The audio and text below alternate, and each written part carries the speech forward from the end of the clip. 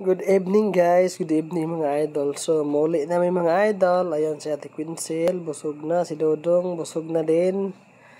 So pauli namin guys, kaya alas 8 na. So ayan, baktas-baktas. Yung motor namin guys is andun sa kabilang kalsada. So need namin magbaktas dito sa hallway. Yung makita nyo sa likod mga idol, yan po yung flyover ng Tagum City, pinakataas na sa whole Mindanao yan na flyover. Ayan po. So yan po yung flyover. Billion yan, almost billion yung gasto niyan mga idol sa gobyerno. So thank you so much sa Build Project Program ni Pangulong Duterte.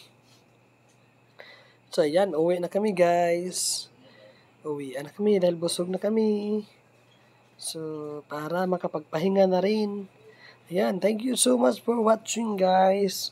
See you in my next video. Thank you so much. So, kung makita kayong isda, don't skip ads mga idol. Malaking tulong na yan sa amin mga idol. See you in my next video. Bye-bye. Love you all.